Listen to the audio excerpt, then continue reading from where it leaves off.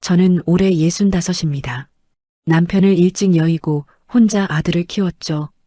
평생을 식당에서 일했습니다. 설거지도 하고 홀서빙도 하고 주방 보조도 했습니다. 손이 거칠어지고 허리가 휘어지는 건 당연했죠. 아들 하나 잘 키우겠다는 일념으로 버텼습니다.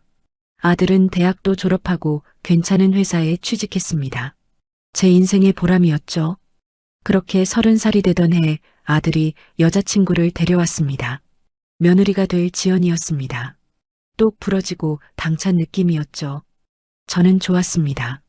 요즘 시대에는 그런 여자가 아들한테도 도움이 될 거라 생각했습니다. 결혼 준비를 하면서 집 문제가 나왔습니다. 아들 부부는 맞벌이를 할 계획이었고 경기도 분당에 괜찮은 중소형 아파트를 찾았습니다. 문제는 돈이었죠. 아들이 조심스럽게 말했습니다. 엄마, 집값이 좀 부족해서요. 혹시 도와주실 수 있으세요? 저는 망설이지 않았습니다. 저는 전세 살고 있는 집을 빼서 그 중에 일부인 1억 5천만 원을 빌려주기로 했죠. 물론 빌려주는 겁니다. 나중에 형편되면 갚으라고 했습니다. 아들은 고맙다며 꼭 갚겠다고 약속했죠. 나머지 대출금은 아들 부부가 맞벌이로 갚아나가기로 했습니다. 그리고 저는 월세방으로 이사를 했습니다. 월세 40만 원짜리 작은 원룸이었죠. 괜찮았습니다. 아들이 잘 사는 게 중요하지 제가 어디 사는 게 뭐가 중요하겠습니까? 결혼 후 1년, 2년이 흘렀습니다. 아들 부부는 잘 지내는 것 같았죠. 명절 때마다 찾아가면 반갑게 맞아주었습니다. 며느리 지연도 나쁘지 않았습니다. 그렇게 결혼 3년 차가 됐을 때 지연이가 임신을 했습니다. 아들이 전화를 했습니다. 엄마, 우리 애가 졌어요. 산후조리 좀 도와주실 수 있으세요? 당연히 도와줘야죠. 손주를 보는데 할머니가 안 도와주면 누가 도와줍니까? 저는 흔쾌히 그러겠다고 했습니다. 지연이 출산 예정일 한 달 전부터 아들 집에 들어갔습니다. 분당 아파트는 생각보다 괜찮았습니다. 20평대 중반쯤 되는 크기였죠. 거실이 넓고 방이 2개였습니다. 저는 작은 방에서 지냈습니다. 지연이 배를 보니 뭉클했습니다. 곧 제 손주가 태어날 거라는 생각에 가슴이 벅찼죠. 출산일이 다가왔습니다. 지연이는 병원에서 무사히 아들을 낳았습니다. 제 손주였습니다. 너무 예뻤죠. 작고 보드라운 아기를 보니 눈물이 났습니다. 이 아이를 위해서라도 열심히 도와줘야겠다고 생각했습니다. 산후조리원에서 2주를 보내고 지연이가 집으로 왔습니다. 그때부터 제 일이 시작됐죠. 아기 기저귀 갈고 분유 타주고 재우고 빨래하고 집안 청소하고 밥하고 하루 종일 쉴 틈이 없었습니다. 지연이는 산후 회복 중이라며 방에서 쉬었습니다. 당연한 일이었죠. 출산한 지 얼마 안 됐는데 무리하면 안 됩니다. 저는 묵묵히 일했습니다. 한 달이 지나고 2달이 지났습니다. 지연이는 직장을 그만뒀습니다. 어머니, 애가 너무 어려서 제가 직장을 못 다니겠어요. 육아에 전념하려고요. 저는 이해했습니다. 요즘 엄마들은 다 그렇게 한다고 들었습니다. 아이한테 집중하는 게 좋은 거죠. 그런데 이상한 건 지연이가 육아에 전념한다고 했는데 정작 아이를 돌보는 건 저였습니다. 지연이는 방에서 핸드폰을 보거나 TV를 봤습니다. 가끔 아기를 안아주긴 했지만 기저귀를 갈거나 우유를 먹이는 건 제 몫이었죠. 제가 말하지 않으면 지연이는 나서지 않았습니다. 그래도 참았습니다. 산후 우울증일 수도 있고 처음 키우는 아이라 힘들 수도 있죠. 시간이 지나면 나아질 거라 생각했습니다. 손주가 100일이 됐을 때였습니다. 주말에 누가 초인종을 눌렀습니다. 안사돈이었습니다. 처음 뵙는 건 아니었지만 결혼식 이후로는 거의 본 적이 없었죠. 안사돈은 환하게 웃으며 들어왔습니다. 아이고, 우리 손주 얼굴 보러 왔어요. 지연이가 반갑게 맞았습니다. 저는 부엌에서 과일을 깎아내왔죠. 안사돈은 손주를 안고 한참을 좋아하셨습니다. 저도 기분이 좋았습니다. 다 같이 손주를 사랑하는 마음은 같으니까요. 점심시간이 됐습니다. 지연이가 말했습니다. 엄마, 우리 밖에 나가서 고기 먹을까요? 어머니는 집에서 애 봐주실 수 있으시죠? 저는 당연하다고 했습니다. 나가서 맛있는 거 먹고 오라고 했죠. 아들과 지연이, 안사돈 이렇게 셋이서 나갔습니다. 저는 손주를 돌보며 집에 남았습니다. 저녁 무렵에 세 사람이 돌아왔습니다. 모두 기분이 좋아 보였습니다. 지연이는 쇼핑백을 여러 개 들고 있었죠. 백화점에 들렀나 봅니다. 저는 저녁을 차렸습니다. 간단하게 김치찌개를 끓였죠. 식사 후에 지연이가 안사돈께 봉투를 건넸습니다. 안사돈이 손사래를 치셨지만 지연이가 꼭 받으시라고 했습니다. 나중에 알고 보니 30만 원이었습니다. 용돈이었죠. 안사돈이 가신 후 저는 설거지를 하면서 생각했습니다.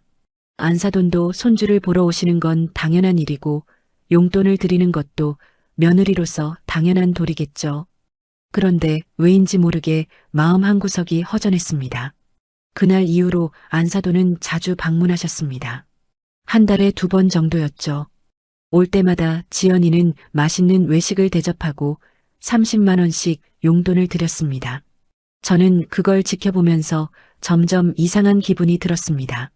저도 손주를 돌보고 있는데 저한테는 용돈은커녕 고맙다는 말도 별로 없었습니다. 생활비도 한 푼 받지 못했죠. 제 국민연금 70만 원으로 개인 용품을 사야 했습니다. 그렇게 몇 달이 더 흘렀습니다. 손주가 돌이 지나면서 제 하루는 더 바빠졌죠. 아침 6시면 눈을 떴습니다. 제일 먼저 할 일은 아침 준비였습니다. 아들은 회사를 가야 했고 지연이는 늦게 일어났지만 아침은 꼭 챙겨 먹었으니까요. 밥을 짓고 국을 끓이고 반찬을 꺼내 놓았습니다. 아들이 출근하고 나면 설거지를 했죠. 그 사이 손주가 깨면 기저귀를 갈고 우유를 먹였습니다. 손주를 어린이집에 데려다 주는 것도 제 일이었습니다. 집에 돌아오면 청소를 했습니다. 거실 청소기 돌리고 걸레질하고 화장실 닦고 베란다 정리하고 빨래도 돌려야 했죠. 손주 옷은 따로 빨아야 했고 어른 옷도 매일 나왔습니다. 점심은 대충 먹었습니다. 냉장고에 있는 반찬으로 김치찌개나 된장찌개를 끓여서 혼자 먹었죠. 지연이는 점심때쯤 일어났습니다. 저는 지연이 밥도 따로 차려줬습니다. 오후가 되면 저녁 준비를 시작했습니다. 마트에 가서 장을 봤죠. 무거운 장바구니를 들고 오는 길이 힘들었지만 아들이 퇴근하면 따뜻한 밥을 먹여야 한다는 생각뿐이었습니다. 어린이집에 손주를 데리러 가는 시간은 4시였습니다. 손주를 데려와서 간식을 주고 놀아주면서 동시에 저녁을 준비했습니다. 밥을 하고 고기를 굽거나 생선을 조리고 나물을 무치고 국을 끓였습니다. 아들이 퇴근하면 6시 반쯤이었습니다. 저녁 식사를 하고 설거지를 하면 8시가 넘었죠. 그 후에는 손주를 씻기고 재우는 일이 남아 있었습니다. 밤 10시가 되어야 제 시간이 생겼습니다. 지연이는 뭘 했을까요? 아침에 늦게 일어나 제가 차려준 밥을 먹었습니다. 그리고 거실에서 핸드폰을 봤죠. 유튜브를 보거나 인터넷 쇼핑을 했습니다. 오후에는 친구들을 만나러 나갔습니다. 어머니, 잠깐 친구 만나고 올게요. 애 좀 봐주세요. 지연이는 이렇게 말하고 카페로, 백화점으로, 영화관으로 나갔습니다. 돌아오는 시간은 저녁 먹을 때쯤이었죠. 제가 차려놓은 밥상에 앉아서 밥을 먹었습니다. 저는 참았습니다. 젊은 사람이니까 친구도 만나야 하고 스트레스도 풀어야 한다고 생각했습니다. 제가 있으니까 지연이가 편하게 쉴 수 있다면 그것도 의미 있는 일 아니겠습니까? 어느 날 저녁이었습니다. 지연이가 말했습니다.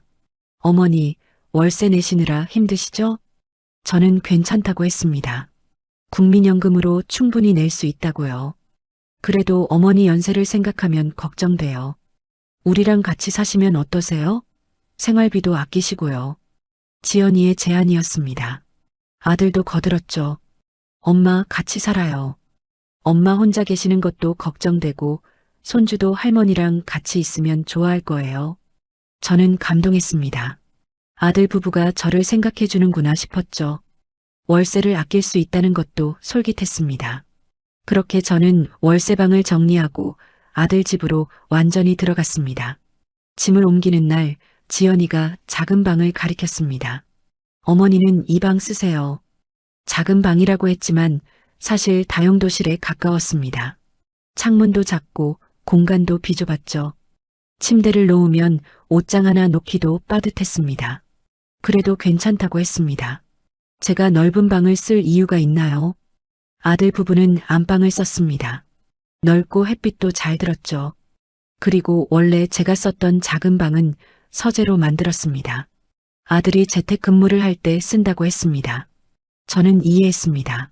젊은 사람들이 편해하죠. 같이 살기 시작하면서 제 일은 더 많아졌습니다. 예전에는 제 방이 따로 있었지만 이제는 아예 이 집의 가사를 책임지게 됐습니다. 아침 6시에 일어나 밥을 하고 청소하고 빨래하고 손주 돌보고 장 보고 저녁 준비하고 한 달이 지났습니다. 생활비나 용돈 이야기는 없었습니다. 저는 국민연금 70만 원으로 제 개인 용품을 샀습니다. 샴푸, 비누, 화장지, 옷. 별로 살 게 없었지만 그래도 돈은 필요했죠. 지연이는 여전히 친구들을 자주 만났습니다. 카페에서 수다 떨고 쇼핑하고 영화 보고 돈은 어디서 나는지 궁금했지만 묻지 않았습니다. 아들 월급으로 쓰는 거겠죠. 그런데 안사돈이 오실 때는 달랐습니다. 지연이는 안사돈을 극진히 모셨죠. 한 달에 2번씩 오셨는데 올 때마다 지연이는 외식을 준비했습니다. 엄마, 오늘 갈비 먹으러 갈까요? 엄마, 이번에 새로 생긴 일식집 가보세요. 비싼 식당이었습니다. 1인당 3만 원, 4만 원씩 하는 곳이었죠. 세 사람이 나가면 10만 원은 훌쩍 넘었을 겁니다. 저는 집에 남아서 손주를 봤습니다. 식사를 마치고 돌아오면 지연이는 백화점 쇼핑백을 들고 있었습니다. 안사돈께 옷을 사드리거나 건강식품을 사드렸죠. 그리고 헤어질 때는 꼭 봉투를 건넸습니다. 엄마, 용돈 조금이지만 받으세요. 안사돈은 손사래를 치시지만 지연이는 꼭 받으라고 했습니다. 30만 원이었습니다. 한 달에 2번이니까 60만 원이었죠. 저는 그 모습을 보면서 점점 이상한 기분이 들었습니다. 저도 매일 손주를 돌보고 집안일을 하는데 저한테는 용돈은커녕 고맙다는 말도 거의 없었습니다. 생활비를 아끼라고 데려와 놓고선 생활비 한 푼 주지 않았죠. 하루는 용기를 내서 아들한테 말했습니다. 아들아, 엄마가 생활비를 좀 받으면 안 될까? 아들이 눈을 크게 떴습니다. 엄마, 지금 같이 살면서 월세도 안 내시잖아요. 그것만으로도 한 달에 50만 원은 아끼는 거예요. 저는 할 말이 없었습니다. 맞는 말이었죠. 월세를 안 내니까 돈을 아끼긴 합니다. 하지만 제가 하는 일은요. 하루 종일 가사와 육아를 도맡아 하는 건 계산 안 하나요? 아들 말을 듣고 나니 제가 욕심을 부린 것 같았습니다. 월세를 아끼는 것만으로도 감사해야 하는 건가 싶었죠. 그래서 더 이상 생활비 이야기는 꺼내지 않았습니다. 그냥 묵묵히 일했습니다.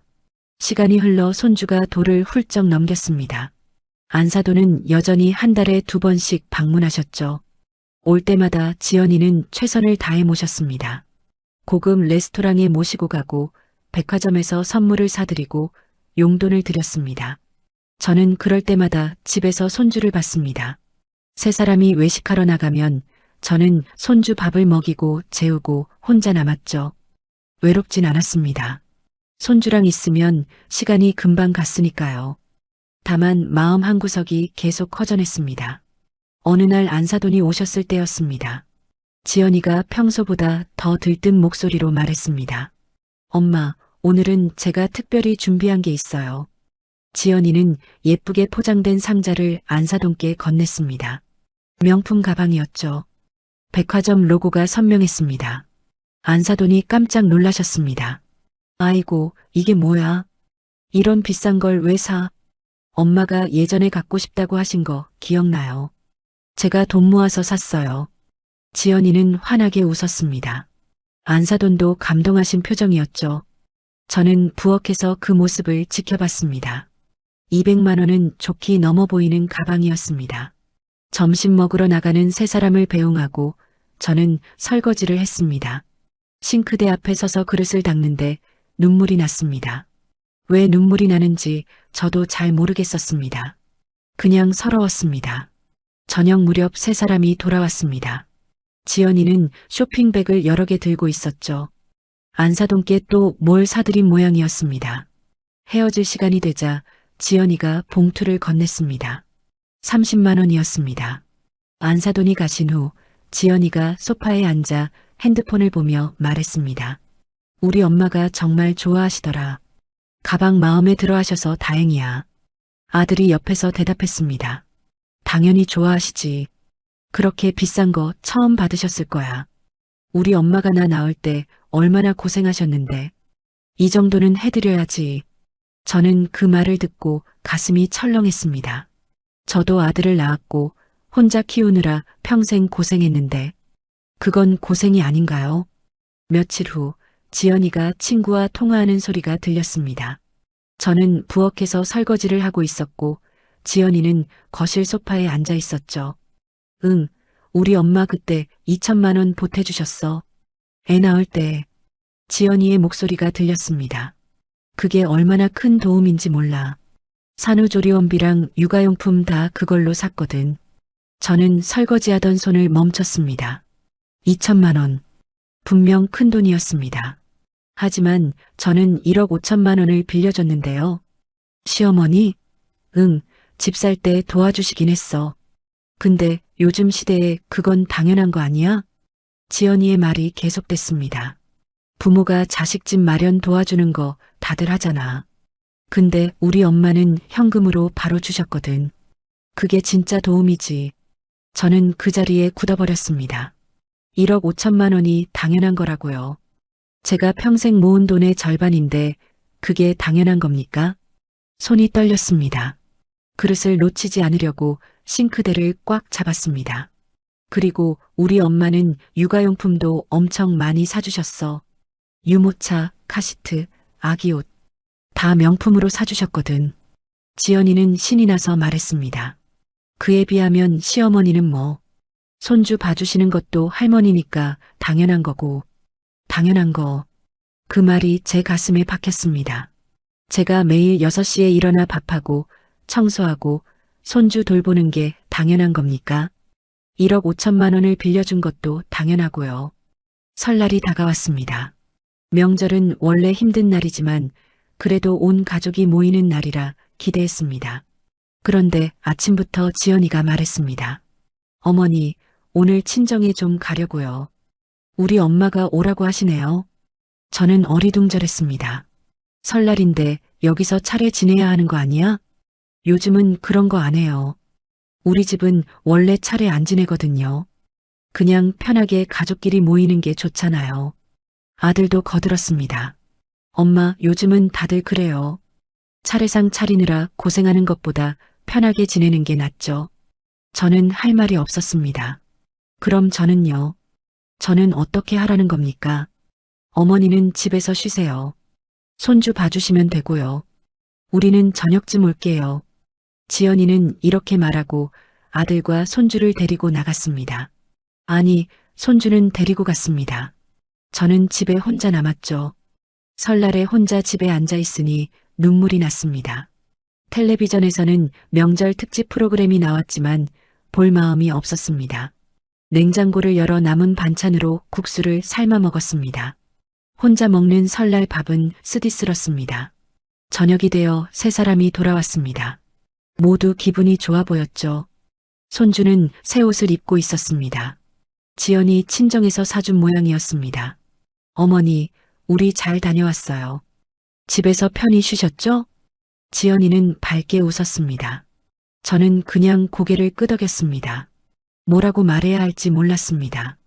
다음 날 저는 참다 못해 아들을 불렀습니다. 지연이가 밖에 나간 사이였죠. 아들아, 엄마가 할 말이 있어. 네, 엄마. 뭐예요? 엄마가 너희 집 마련할 때 1억 5천 빌려줬잖아. 그거 고맙다는 생각은 하니? 아들이 잠시 멈칫했습니다. 그야 당연히 고맙죠. 근데 왜요? 지연이가 안사돈한테는 용돈도 드리고 선물도 사드리던데 엄마한테는 생활비도 안 주잖아. 아들의 표정이 굳어졌습니다. 엄마, 장모님은 애 낳을 때 2천만 원 주셨어요. 그리고 육아용품도 많이 사주셨고요. 엄마는 1억 5천을 빌려줬잖아. 엄마, 그건 빌려준 거잖아요. 나중에 갚을 거고요. 그리고 지금 엄마 모시면서 생활비 안 받는 것만도 감사하세요. 아들의 말에 정신이 아찔했습니다. 생활비 안 받는 게 감사한 일이라고요. 제가 하루 종일 가사와 육아를 도맡아 하는데 그 대가로 공짜 방 하나 얻은 게 감사한 겁니까? 엄마가 너무 예민하신 거 아니에요? 우리도 살기 바빠요. 아들은 이렇게 말하고 방으로 들어갔습니다. 저는 거실에 멍하니 앉아 있었습니다. 제가 잘못 생각한 걸까요? 제가 너무 욕심을 부린 걸까요? 아들과 대화를 나눈 후 며칠을 멍하게 지냈습니다. 제가 너무 예민한 건가 싶었죠. 어쩌면 정말 제가 욕심을 부린 걸지도 모른다는 생각이 들었습니다. 그래서 더 열심히 했습니다. 더 잘해야 한다고 생각했죠. 아침은 더 정성스럽게 차렸습니다. 아들이 좋아하는 반찬을 만들고 국도 매일 다르게 끓였습니다. 청소도 더 꼼꼼하게 했죠. 구석구석 먼지 하나 없게 닦았습니다. 손주한테도 더 신경 썼습니다. 어린이집 다녀오면 간식을 챙겨주고 책을 읽어주고 같이 놀아줬습니다. 밤에 잘 때까지 옆에서 토닥여줬죠. 지연이는 여전히 친구들을 자주 만났습니다. 카페에서 수다를 떨거나 영화를 보러 갔죠. 저는 아무 말도 하지 않았습니다. 젊은 사람이니까 친구도 만나야 한다고 생각했습니다. 어느 날 오후였습니다. 지연이가 거실에서 친구와 통화를 하고 있었죠. 저는 손주 옷을 개고 있었습니다. 지연이 목소리가 들렸습니다. 아, 진짜? 너네 시어머니도 그래? 지연이는 소파에 편하게 앉아 있었습니다. 우리 시어머니는 뭐 할 말 없어. 집 사는데 도와주셨다고는 하는데 요즘 시대에 그건 당연한 거 아니야? 저는 손주 옷을 개던 손을 멈췄습니다. 지연이가 계속 말했습니다. 근데 시어머니는 산후조리원 한 번도 안 오셨어. 바쁘시다고. 나중에 집에 오셔서 도와주긴 하셨는데 뭐 그 정도는 해야 하는 거 아니야? 시어머니가 뭐 잘못하신 건 없어. 근데 우리 친정 엄마랑 비교하면 좀 그렇지. 우리 엄마는 정말 많이 해주셨거든. 지연이가 친구에게 말했습니다. 예를 들면 명절 때도 우리 친정에서 다 챙겨줘. 음식도 미리 준비해 주시고 애들 옷도 사주시고 시댁은 뭐 해주는 게 없잖아. 저는 그 말을 듣고 눈물이 났습니다. 해주는 게 없다고요. 저는 매일 6시에 일어나서 밤 10시까지 일하는데 그게 아무것도 아닌 겁니까? 아, 그리고 있잖아. 시어머니가 우리 집에서 같이 사시는데 생활비 달라는 소리는 안 하시더라고. 그래서 다행이야. 지연이가 웃으며 말했습니다. 월세도 안 내시면서 생활비까지 달라고 하면 좀 그렇잖아. 우리도 살기 빠듯한데. 저는 주저앉고 싶었습니다. 다리에 힘이 풀렸죠. 생활비를 달라고 안 해서 다행이라고요. 제가 하루 종일 가사와 육아를 하는데 그 대가가 공짜 방 한 칸입니까? 시어머니가 손주 봐주시니까 우리는 편하긴 해. 근데 그게 할머니 역할 아니야? 당연히 손주 봐주셔야지. 지연이의 말이 계속됐습니다. 우리 엄마는 멀리 사시는데도 자주 오셔서 챙겨주시거든. 그럴 때마다 용돈도 드리고 맛있는 거 사드려야지. 그게 도리잖아. 저는 더 이상 듣고 싶지 않았습니다. 조용히 방으로 들어갔습니다. 문을 닫고 침대에 앉았죠. 눈물이 주르륵 흘렀습니다. 1억 5천만 원은 당연한 거고 매일 하는 가사와 육아도 당연한 겁니까? 저는 뭡니까? 공짜 가정부입니까? 그날 밤 잠을 이룰 수 없었습니다. 지연이가 한 말이 계속 머릿속에 맴돌았죠. 당연한 거. 할머니니까 당연한 거. 부모니까 당연한 거. 다음 날 아침에도 6시에 일어났습니다. 습관이 됐으니까요. 밥을 하고 국을 끓이면서 눈물이 났습니다. 이게 당연한 일이라면 저는 왜 이렇게 마음이 아픈 걸까요? 아들이 출근하고 지연이가 늦잠을 자는 동안 저는 청소를 했습니다. 청소기를 돌리면서 생각했습니다. 제가 잘못 생각한 걸까요? 요즘 시대는 이게 맞는 걸까요? 며칠 후 지연이가 또 친구와 통화를 했습니다. 저는 부엌에서 저녁 준비를 하고 있었죠. 우리 시어머니 착하시긴 한데 좀 눈치 없으시긴 해. 지연이가 웃으며 말했습니다. 생활비 얘기를 꺼내시더라고. 나보고 생활비를 달라는 거야. 같이 살면서 월세도 안 내시는데. 저는 칼질하던 손을 멈췄습니다. 그래서 남편한테 말했더니 남편이 잘 말씀드렸어. 생활비 안 받는 것만도 감사하라고. 지연이는 만족스러운 목소리였습니다. 시어머니도 그 말 듣고 조용해지시더라. 다행이지 뭐. 저는 도마 위의 채소가 흐릿하게 보였습니다. 눈물이 고였죠. 조용해진 게 다행이라고요. 제가 포기한 게 다행이라는 겁니까? 요즘 시어머니들은 다 이해해야 돼. 옛날 방식으로 하면 안 되는 거지. 우리도 살기 힘들다고. 지연이가 친구에게 말했습니다. 그래도 뭐 손주 봐주시니까 쓸모는 있지. 안 그러면 우리가 애 맡겨야 하는데 그럼 돈 드니까? 쓸모. 그 단어가 제 가슴을 찔렀습니다. 저는 쓸모 있는 사람입니까? 돈 아끼려고 데려다 놓은 무료 가정부입니까? 저는 더 이상 참을 수 없었습니다.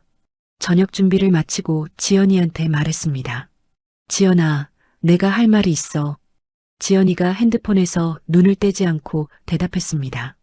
네, 어머니. 뭐예요? 엄마가 매일 집안일하고 손주 돌보는 게 힘들어. 어머니, 그래도 할머니시잖아요. 손주 보는 건 당연한 거고 집안일도 같이 사니까 당연히 해야죠. 당연하다는 말이 또 나왔습니다. 저는 할 말을 잃었습니다. 그리고 깨달았습니다. 이 집에서 저는 가족이 아니었습니다. 그냥 편리한 도구였죠. 지연이와 대화를 나눈 후 저는 완전히 무너졌습니다. 방에 들어가 침대에 앉아 한참을 멍하니 있었죠. 제 인생이 이렇게 되리라고는 생각하지 못했습니다. 평생 아들을 위해 살았는데 결국 제게 돌아온 건 이런 대우였습니다. 며칠을 그렇게 보냈습니다. 기계처럼 움직였죠. 아침에 일어나 밥하고 청소하고 손주 돌보고 저녁 준비하고 감정 없이 그냥 했습니다. 지연이는 제가 조용해진 걸 좋아하는 것 같았습니다. 어머니, 요즘 편안해 보이세요. 지연이가 웃으며 말했습니다. 편안해 보인다고요. 저는 그냥 포기한 겁니다. 더 이상 기대하지 않기로 했죠. 그렇게 한 달이 지났을 때였습니다. 어느 날 저녁 아들과 지연이가 거실에 앉아 뭔가 심각하게 이야기하고 있었습니다. 저는 부엌에서 설거지를 하고 있었죠. 여보, 우리 둘째 가져도 될 것 같아. 지연이의 목소리였습니다. 진짜? 괜찮겠어? 아들이 물었습니다. 응, 어머니가 계시잖아. 어머니가 첫째 봐주시면 나는 둘째만 집중할 수 있을 것 같아. 저는 설거지하던 손을 멈췄습니다. 둘째요. 둘째를 가진다고요. 그래, 좋은 생각이야. 엄마도 좋아하실 거야. 아들이 대답했습니다. 당연하지. 손주 하나 더 생기는 건데 싫어하실 리 없어. 그리고 어머니가 애 봐주시니까 우리는 편하잖아. 지연이가 말했습니다. 저는 그 순간 온몸에 소름이 돋았습니다. 제가 있으니까 편하다고요. 제가 첫째를 봐주니까 둘째를 낳겠다고요. 저를 완전히 무료 육아도우미로 생각하는 거였습니다. 며칠 후 지연이가 임신 사실을 알렸습니다. 어머니, 저 둘째 가졌어요. 지연이는 환하게 웃었습니다. 어머니가 계셔서 든든해요. 첫째 때처럼 어머니가 도와주시면 저는 편하게 출산할 수 있을 것 같아요. 저는 축하한다고 말했습니다. 무슨 말을 해야 할지 몰랐습니다. 손주가 생기는 건 기쁜 일이지만 제 인생은요. 제 노후는요. 그날 밤 잠을 이룰 수 없었습니다. 둘째가 태어나면 제 일은 2배가 될 겁니다. 손주 둘을 돌보고 집안일을 하고 밥을 하고 제 나이가 65인데 그걸 언제까지 할 수 있을까요? 며칠 후 아들이 말했습니다. 엄마, 둘째 낳으면 방이 부족할 것 같아요. 엄마 방을 아이 방으로 써야 할 것 같은데. 저는 어이가 없었습니다. 그럼 엄마는 어디서 자라는 거니? 거실에 간이 침대 놓으시면 되지 않을까요? 아니면 우리가 좀 더 큰 집으로 이사 갈 때까지만 참으세요. 저는 대답하지 못했습니다. 거실에서 자라고요. 제가 간이 침대에서 자라는 겁니까? 다음 날 아침 저는 생각했습니다. 이대로는 안 되겠다고. 제 인생이 완전히 희생될 겁니다. 아침부터 밤까지 일하고 거실 간이 침대에서 자고 손주 둘을 돌보면서 늙어가는 겁니다. 지연이는 여전히 친구들을 만나러 나갔습니다. 배가 불러왔지만 카페는 자주 갔죠. 안사돈도 여전히 방문하셨고 지연이는 30만 원씩 용돈을 드렸습니다. 어느 날 오후 지연이가 친구와 통화하는 소리가 들렸습니다. 응, 둘째 가졌어. 시어머니가 계셔서 다행이야. 첫째는 어머니가 봐주실 거거든. 지연이는 편안한 목소리로 말했습니다. 산후조리원 갈 동안만 어머니가 첫째 봐주시면 되고 나중에는 어머니가 둘 다 봐주시겠지. 둘 다 봐달라고요. 손주 둘을 제가 다 돌보라는 겁니까? 시어머니? 뭐 할 말 없지. 손주 보는 게 할머니 일이잖아. 그리고 우리 집에서 공짜로 사시는데 그 정도는 해야지. 공짜로 산다. 그 말이 제 가슴을 후벼 팠습니다. 제가 하루 종일 일하는데 그게 공짜로 사는 겁니까? 우리 엄마는 또 도와주신대. 이번에도 2천만 원 주신다고. 우리 엄마 진짜 최고야. 지연이가 자랑스럽게 말했습니다. 저는 그 순간 깨달았습니다. 이 상황은 절대 나아지지 않을 거라는 걸. 지연이는 앞으로도 계속 저를 이용할 겁니다. 셋째, 넷째를 낳을 수도 있죠. 그때마다 저한테 돌보라고 할 겁니다. 아들도 마찬가지였습니다. 아들은 항상 지연이 편을 들었죠. 제가 힘들다고 말하면 예민하다고 했고 생활비를 달라고 하면 월세 안 내는 것만으로도 감사하라고 했습니다. 저는 제 인생을 되찾아야 했습니다. 더 이상 이렇게 살 수 없었죠. 제 노후가 완전히 사라지기 전에 결단을 내려야 했습니다. 그날 밤 저는 조용히 짐을 쌌습니다. 많지 않았죠. 옷 몇 벌과 개인 물건들 뿐이었습니다. 평생 모은 게 이것밖에 없었습니다. 짐을 싸면서 눈물이 났습니다. 손주 얼굴이 떠올랐죠. 사랑스러운 손주였습니다. 아침에 제 얼굴을 보고 웃던 모습, 제 품에 안겨 잠들던 모습, 그 모든 게 그리울 겁니다. 하지만 더 이상 버틸 수 없었습니다. 제가 무너지면 아무것도 남지 않을 겁니다. 제 존엄성을 지켜야 했죠. 다음 날 새벽 모두가 자는 시간에 저는 집을 나왔습니다. 가방을 들고 조용히 현관문을 열었습니다. 뒤돌아보지 않았습니다. 뒤돌아보면 마음이 약해질 것 같았으니까요. 밖은 추웠습니다. 새벽 공기가 차가웠죠. 저는 가까운 찜질방으로 갔습니다. 일단 하룻밤을 보내야 했습니다. 찜질방에 앉아 생각했습니다. 이제 어떻게 해야 할까요? 아들과 지연이가 저를 이렇게 대했는데 그냥 참고 넘어가야 할까요? 아니었습니다. 저는 1억 5천만 원을 빌려줬습니다. 빌려준 거죠. 나중에 갚으라고 한 겁니다. 그런데 아들 부부는 그걸 당연한 것처럼 여겼습니다. 저는 결심했습니다. 제가 빌려준 돈을 돌려받겠다고. 전부는 아니더라도 일부라도 받아야 했습니다. 그래야 제가 남은 인생을 살 수 있을 테니까요. 찜질방에서 밤을 보내고 다음 날 아침 아들한테 전화했습니다. 아들은 당황한 목소리였습니다. 엄마, 어디 가신 거예요? 갑자기 왜 나가신 거예요? 저는 차분하게 말했습니다. 아들아, 엄마 할 말이 있어. 만나자. 아들과 근처 카페에서 만났습니다. 아들은 불안한 표정이었죠. 지연이는 집에 있었습니다. 엄마, 무슨 일이세요? 왜 갑자기 나가신 거예요? 저는 천천히 말했습니다. 아들아, 엄마가 너희한테 빌려준 돈 있잖아. 1억 5천만 원.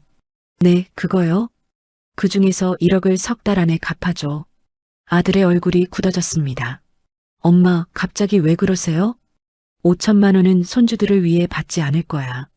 너희들을 위해서 안 받는 게 아니야.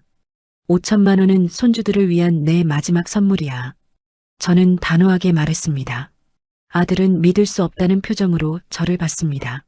잠시 침묵이 흘렀죠. 카페 안은 시끄러웠지만 우리 테이블만큼은 무거운 공기가 감돌았습니다. 엄마, 무슨 소리예요? 갑자기 돈을 갚으라니요. 아들이 목소리를 낮춰 말했습니다. 갑자기가 아니야. 원래 빌려준 거잖아. 언젠가는 갚아야 하는 거고. 저는 차분하게 대답했습니다. 그래도 지금은 너무 갑작스러워요. 우리 형편이 어떤지 아시잖아요. 너희 형편은 알아. 그래서 전부 다 갚으라는 게 아니라 1억만 갚으라는 거야. 저는 커피를 한 모금 마셨습니다. 손이 떨렸지만 내색하지 않았습니다. 엄마, 1억도 큰 돈이에요. 우리가 당장 어떻게 구해요? 석 달 준다고 했잖아. 석 달이면 방법을 찾을 수 있을 거야. 아들이 답답하다는 듯 머리를 감싸쥐었습니다. 엄마가 왜 이러세요? 우리가 뭘 잘못했어요? 잘못한 게 뭔지 모르겠니? 저는 아들을 똑바로 쳐다봤습니다. 엄마가 매일 6시에 일어나서 밤 10시까지 일하는 거 알아? 집안일하고 손주 돌보고 밥하고 그게 다 공짜로 하는 줄 알았어? 엄마, 그래도 우리가 엄마 모시고 있잖아요. 월세도 안 받고. 아들이 변명했습니다. 모시고 있다고? 엄마를 무료 가정부로 쓰고 있는 거지. 제 목소리가 커졌습니다. 주변 사람들이 쳐다봤지만 신경 쓰지 않았습니다. 엄마, 목소리 좀 낮추세요. 안사돈한테는 한 달에 60만 원씩 용돈 주면서 엄마한테는 생활비 한 푼도 안 줬잖아. 저는 참았던 말을 쏟아냈습니다. 장모님은 저희한테 많이 도와주셨어요. 애 낳을 때도 2천만 원 주셨고 엄마는 1억 5천을 빌려줬어. 가정부처럼 모든 집안일도 다 도맡아서 했고 아들이 할 말을 잃었습니다. 저는 계속 말했습니다. 지연이가 뭐라고 했는지 알아? 엄마가 해주는 게 당연한 거래. 부모가 자식 집 마련 도와주는 건 당연하고 할머니가 손주 보는 것도 당연하대. 엄마가 그 얘기를 들으셨어요? 아들이 당황했습니다. 당연히 들었지. 지연이가 친구들한테 전화로 떠들어댔는 걸. 저는 가방에서 수첩을 꺼냈습니다. 거기에는 제가 아들한테 빌려준 돈의 내역이 적혀 있었죠. 여기 봐. 1억 5천만 원 빌려줬다는 증거야. 문자 메시지도 있고 통장 내역도 있어. 아들이 수첩을 보더니 얼굴이 하얘졌습니다. 엄마, 진심이세요? 당연히 진심이야. 석 달 안에 1억 갚아. 못 갚으면 법적으로 조치할 거야. 저는 단호하게 말했습니다. 이건 제가 살기 위한 선택이었습니다. 법적으로요? 아들한테 그렇게까지 하시려고요? 너희가 엄마를 뭐로 봤는데? 공짜 가정부로 봤잖아. 아들이 입을 다물었습니다. 변명할 말이 없었던 거죠. 5천만 원은 안 받을 거라고 했잖아. 그건 손주들을 위한 거야. 너희 부부를 위한 게 아니고 손주들한테 할머니가 남겨주는 마지막 선물이야. 저는 일어섰습니다. 석 달 안에 1억 입금해. 안 그러면 변호사 선임할 거야. 엄마, 잠깐만요. 얘기 좀 더 해요. 아들이 붙잡으려 했지만 저는 카페를 나왔습니다. 뒤돌아보지 않았습니다. 집으로 돌아가지 않고 고시원을 알아봤습니다. 한 달에 40만 원짜리 작은 방이었죠. 짐을 풀고 침대에 앉았습니다. 가슴이 두근거렸습니다. 제가 한 일이 맞는 건지 확신이 서지 않았지만 돌이킬 수는 없었습니다. 며칠 후 지연이한테서 전화가 왔습니다. 어머니, 왜 이러세요? 갑자기 돈 갚으라고 하시면 어떡해요? 지연이의 목소리는 화가 나 있었습니다. 빌려준 돈 돌려받는 게 이상한 거니? 저는 차분하게 대답했습니다. 그래도 지금은 우리 형편이 안 좋아요. 둘째도 임신했는데. 그래서 5천만 원은 안 받는다고 했잖아. 1억도 큰 돈이에요. 어떻게 구해요? 지연이가 따졌습니다. 그건 너희가 알아서 해. 집을 팔든지 대출을 받든지. 저는 단호하게 말했습니다. 집을 팔라고요? 어머니, 너무하시는 거 아니에요? 내가 너무해. 너희가 엄마한테 어떻게 했는데. 제 목소리가 높아졌습니다. 엄마를 무료 가정부로 쓰고 생활비 한 푼 안 주고 당연하다고 생각한 게 너희잖아. 그래도 어머니 모시고 살았잖아요. 모신 게 아니라 이용한 거지. 저는 전화를 끊었습니다. 더 이상 얘기하고 싶지 않았습니다. 일주일 후 아들이 찾아왔습니다. 고시원 앞에서 기다리고 있었죠. 엄마, 우리 진짜 못 갚아요. 형편이 안 돼요. 아들이 애원했습니다. 그럼 집을 팔아. 집을 팔면 우리는 어디서 살아요? 전세로 들어가든지 월세로 들어가든지 해. 너희가 알아서 해. 저는 냉정하게 말했습니다. 엄마, 제발요. 조금만 시간을 주세요. 석 달 줬잖아. 그것도 많이 준 거야. 아들이 무릎을 꿇었습니다. 엄마, 제발요. 저희가 잘못했어요. 저는 마음이 흔들렸습니다. 하지만 고개를 저었습니다. 이제 와서 잘못했다고 해도 소용없어. 너희는 엄마를 가족으로 본 게 아니라 도구로 봤어. 엄마, 돈 갚아. 그게 너희가 할 수 있는 유일한 일이야. 저는 고시원으로 들어갔습니다. 문을 닫고 침대에 앉았죠. 눈물이 났습니다. 하지만 후회하지 않았습니다. 한 달이 지났습니다. 아들한테서 연락이 왔습니다. 엄마, 집을 팔기로 했어요. 그래야 돈을 갚을 수 있을 것 같아요. 그래, 잘 생각했다. 우리 빌라로 이사 갈 거예요. 경기도 외곽에 있는 작은 빌라요. 아들의 목소리는 지쳐 있었습니다. 그래야지. 저는 짧게 대답했습니다.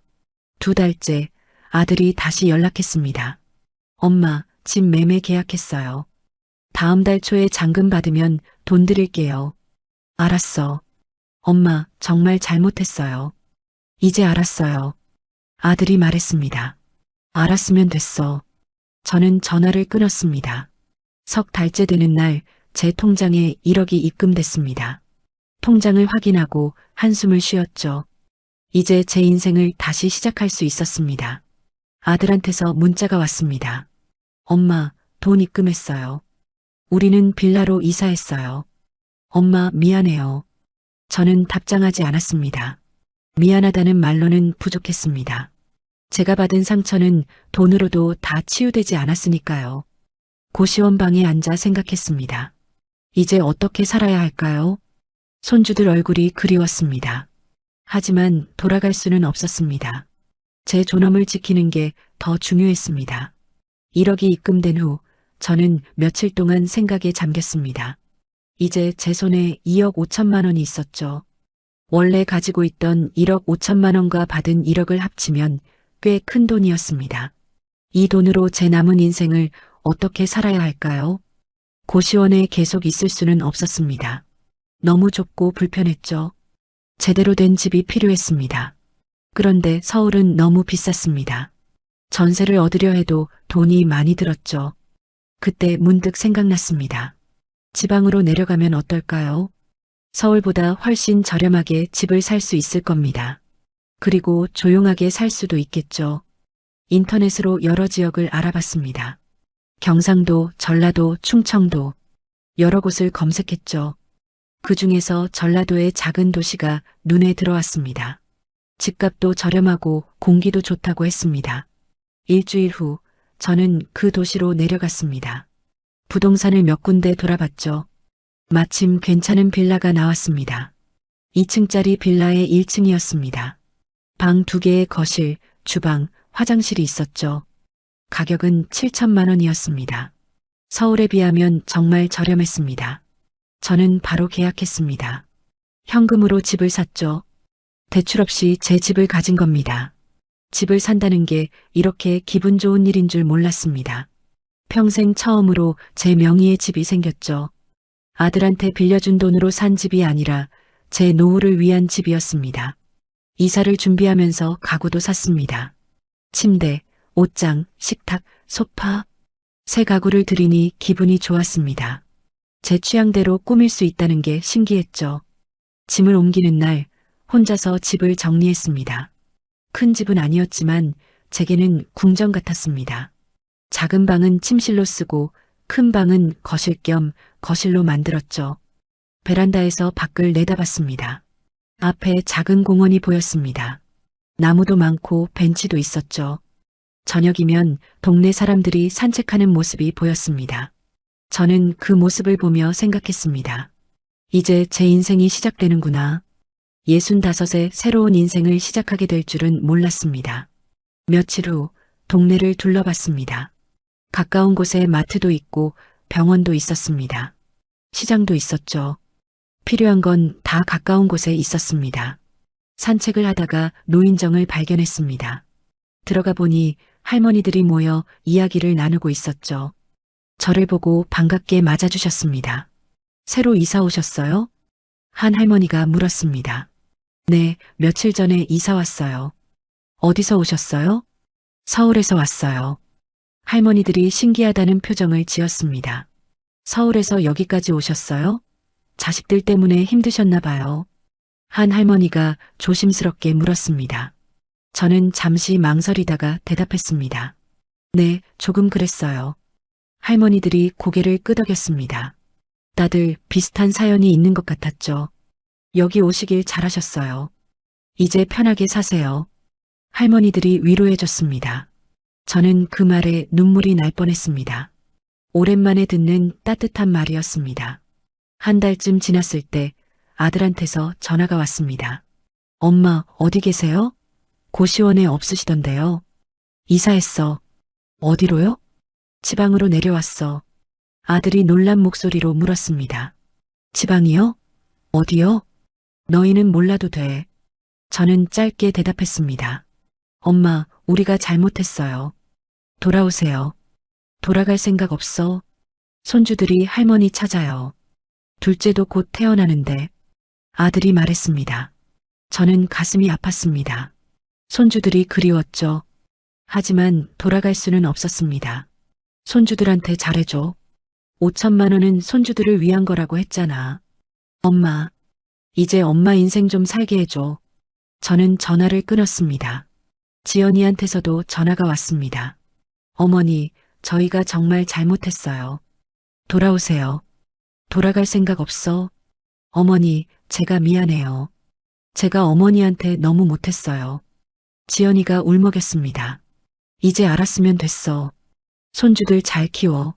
저는 전화를 끊었습니다. 그 후로는 전화를 받지 않았습니다.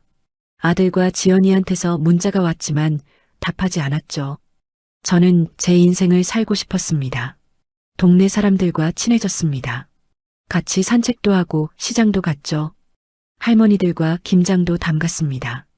오랜만에 웃으며 지내는 날들이었습니다. 어느 날 복지관에서 일자리를 소개해줬습니다. 동네 식당에서 설거지하는 일이었죠. 하루 4시간 일하고 월 100만 원을 받았습니다. 예전처럼 힘든 일은 아니었습니다. 제 시간에 맞춰 일하고 제 시간에 집에 왔죠. 일이 끝나면 공원을 산책하거나 노인정에 갔습니다.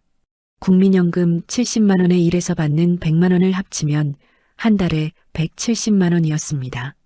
집도 제 거였으니 충분히 살 수 있었죠.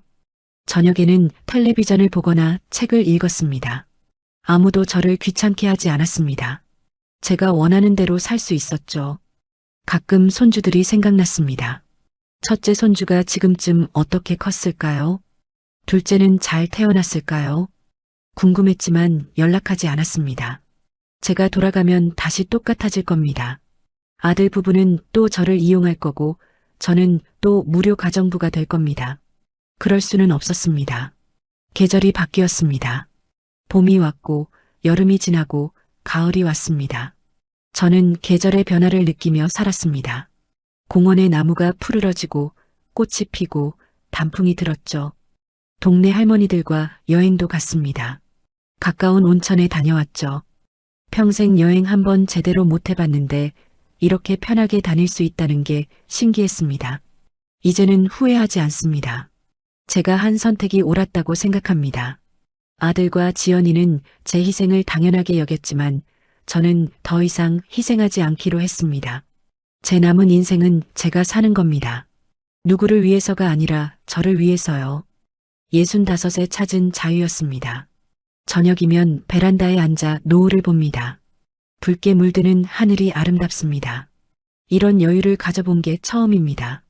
손주들한테는 미안합니다. 하지만 저도 제 인생을 살 권리가 있습니다. 언젠가 손주들이 크면 이해해 줄 거라고 믿습니다. 지금 저는 행복합니다. 작은 집이지만 제 집이 있고 친구들이 있고 제 시간이 있습니다. 이게 진짜 인생이구나 싶습니다. 뻔뻔해도 유분수였습니다. 제가 살게 해준 집에서 안사돈 모시며 용돈 주면서 저한테는 감사함도 모르고 찬밥 신세로 대했던 아들과 지연이 하지만 저는 제 인생을 되찾았습니다. 그것만으로도 충분합니다.